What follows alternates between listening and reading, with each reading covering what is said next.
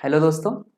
आज हम अंतर्राष्ट्रीय पटल पर हाल ही में घटित एक महत्वपूर्ण घटना पर चर्चा करने जा रहे हैं। जैसा कि आप देख सकते हैं कि इजराइल और फिलिस्तीन में एक जंग छिड़ गई है। फिलिस्तीन के एक संगठन हमास ने इजराइल पर हमला कर दिया है, जिसकी वजह से मिडिल ईस्ट की पूरी राजनीति ने एक नया आयाम ले लिया है। आइए देखते हैं, इसके महत्वपूर्ण पहलुओं को जानने की कोशिश करते हैं। जैसा कि मैंने आपको बताया कि हालिया खबर क्या है। चर्चा को शुरू करने से पहले हम इस वीडियो की रूपरेखा को समझ लेते हैं। सबसे पहले हम ये चर्चा करेंगे कि खबर क्या है। उसके बाद हम ये देखेंगे कि हमास ने इजराइल पर जो अटैक किया है, कब किया, किस तरह से किया, इनकी लोकेशन के बारे में जानने की कोशिश करेंगे। इजराइल और फिलिस्तीन के विवाद का इतिहास, जो कि बहुत जरूरी है इस लिहाज से समझने के लिए। हमास और पीएलओ क्या है, इसके बारे में जानेंगे। हमास ने इजराइल पे जो अटैक किया है वो इस समय ही क्यों किया है, इसे भी हम लोग जानने की कोशिश करेंगे। और सबसे महत्वपूर्ण, इस सभी मुद्दे पर हमारे देश भारत का क्या स्टैंड रहा है। तो आइए शुरू करते हैं।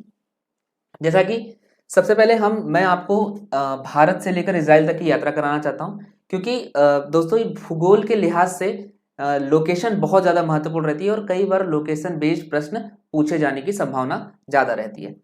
ये हमारा भारत है। इसके दोनों तरफ आप देखेंगे, एक तरफ अरब सागर है और दूसरी तरफ बंगाल की खाड़ी है। आप अरब सागर से इधर की तरफ जब आएंगे तो यहाँ पर सबसे पहले आपको हॉर्न ऑफ अफ्रीका मिलेगा।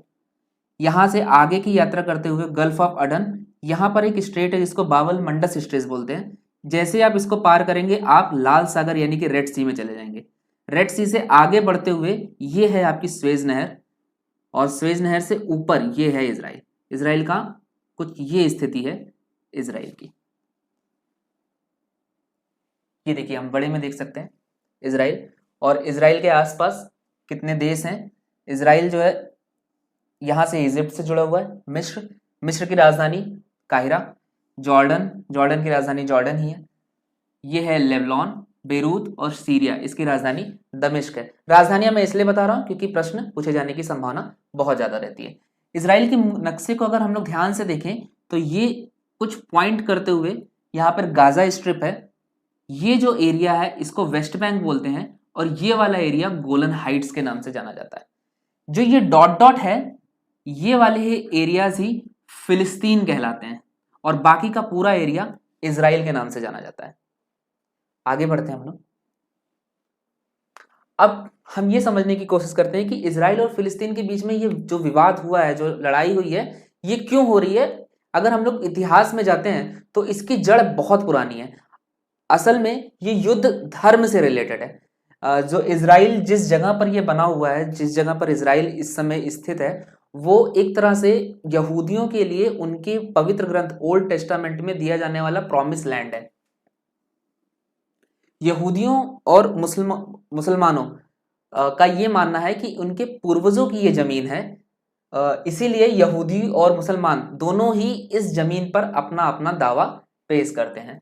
1917 में ब्रिटेन ने आगे आकर यहूदियों से यह वादा किया कि हम आपको एक ऐसी जगह मुहैया कराएंगे जहां पर आप शांतिपूर्ण तरीके से रह सकते हैं। 1917 में इसके लिए ब्रिटेन ने एक बाल्फोर घोषणा जारी किया, और ब्रिटिश द्वारा फिलिस्तीन में यहूदी लोगों के लिए निवास का समर्थन किया गया। और उसके बाद से ही बहुत सारे यहूदी धीरे धीरे करके फिलिस्तीन में आकर रहने लगे। आप जानते हैं 1918 में वर्ल्ड वॉर फर्स्ट खत्म हो गया और ब्रिटेन ने जीत हासिल की, और ऑटोमन साम्राज्य जो है पूरी तरह से खत्म हो गया।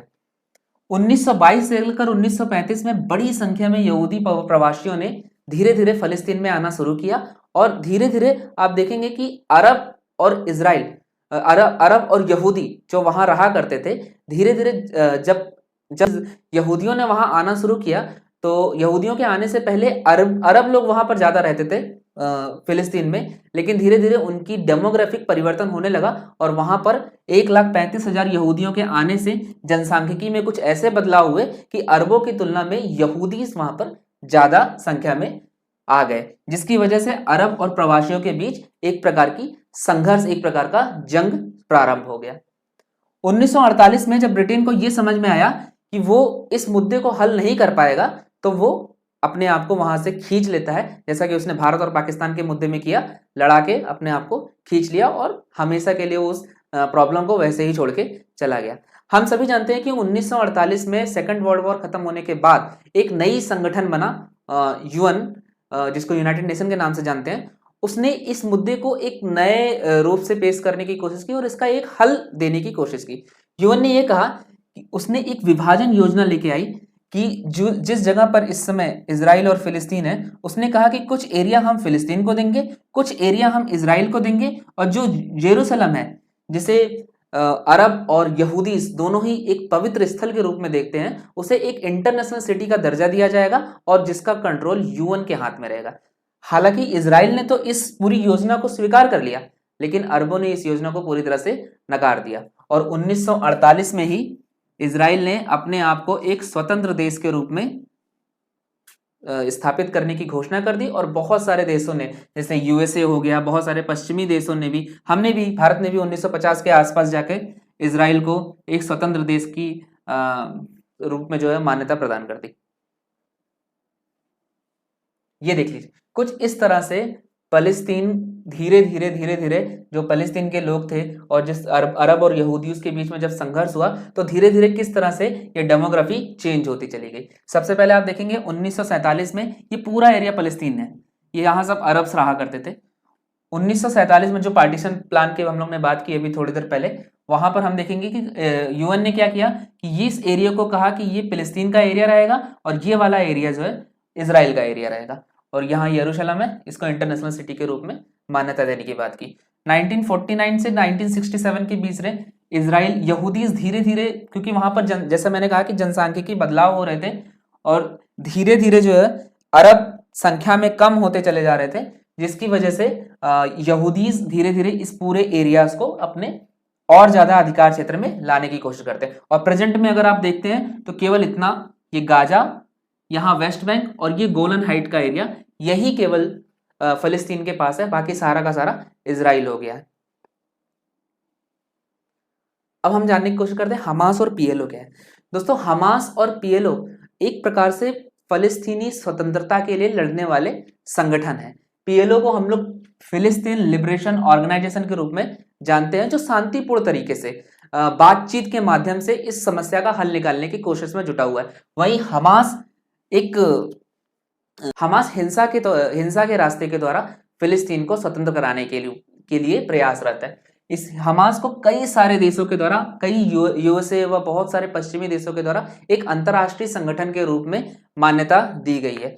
तो हमास, इसीलिए अगर हमास कोई कार्य करता है तो भारत का स्टैंड उसमें यही रहता है कि ये एक आतंकवादी संगठन है और आतंकवादी संगठन के द्वारा की गई किसी भी घटना को हम इत्तेफाक नहीं रखते उससे। भारतीय प्रधानमंत्री ने इस पे कहा भी कि आतंक के किसी भी स्वरूप को हम स्वीकार नहीं करते हैं। आगे बढ़ते हैं। अब हमें यह जानना चाहिए कि हमास ने अभी ही क्यों अटैक किया। तो इसके पीछे जाने से पहले हमें मिडिल ईस्ट की पूरी राजनीति को समझना पड़ेगा। देखिए, जो इजराइल और फिलिस्तीन के बीच का जो मेन विवाद है, मैंने पहले ही कहा कि ये धर्म से रिलेटेड ज्यादा है। तो धर्म से रिलेटेड होने की वजह से वहां पर आप अगर देखेंगे तो इजराइल की स्थिति कुछ ऐसी है कि वो चारों तरफ से कुछ इस तरह से इजराइल है, वो यहां से हर जगह से वो अरब कंट्रीज से, मुस्लिम कंट्रीज से घिरा हुआ है, और उसके बाद भी वो इन सब से जीतता है और इन सब से जीतने के बाद अपने आप को बना के रखा हुआ, अपने आप को बचा के रखा हुआ है। ये अरब और इजराइल के बीच में जो कॉन्फ्लिक्ट है, यही मेन हमास की ताकत है। हालिया समय में अरब और इजराइल के बीच में ये कॉन्फ्लिक्ट धीरे धीरे कम हो रहा है। धीरे धीरे बातचीत के द्वारा, राउंड मतलब एक टेबल पे बैठकर एक तरह से बातचीत के माध्यम से वो इस समस्या का हल निकालने की कोशिश कर रहे हैं, जो हमास को मंजूर नहीं है, क्योंकि इससे उसकी ताकत कम हो जाएगी, उसकी फंडिंग कम हो जाएगी, ये सब चीजें हैं। यरूशलेम पर अल-अक्सा मस्जिद है। अल-अक्सा मस्जिद के बारे में मैं बताना चाहूंगा कि अल-अक्सा मस्जिद मुस्लिम जगत में तीसरी सबसे महत्वपूर्ण मस्जिद है। वहां पर एक पुलिस रेड हुई थी, इजराइल ने वहां पर एक पुलिस रेड की थी और बहुत सारे फिलिस्तीनी, करीब 300 से ज्यादा फिलिस्तीनी वहां पर मारे गए थे, जिससे फिलिस्तीन के लोगों में इजराइल के प्रति एक गुस्सा था और इसका फायदा हमास ने उठाया। अल-अक्सा उसके बाद अब्राहम अकॉर्ड 2020 में यूएसए के प्रेसिडेंट डोनाल्ड ट्रंप की मध्यस्थता में इजराइल व यूएई के बीच में एक समझौता किया गया, जिसे हम लोग अब्राहम अकॉर्ड या अब्राहम समझौता के नाम से जानते हैं। इस समझौते में बेसिकली यही कहा गया कि यूएई भी इजराइल को मान्यता देता है और इजराइल के साथ अपने संबंधों को, अपने कूटनीतिक, अपने राजनीतिक संबंधों को आगे बढ़ाने के लिए कोशिश करेगा।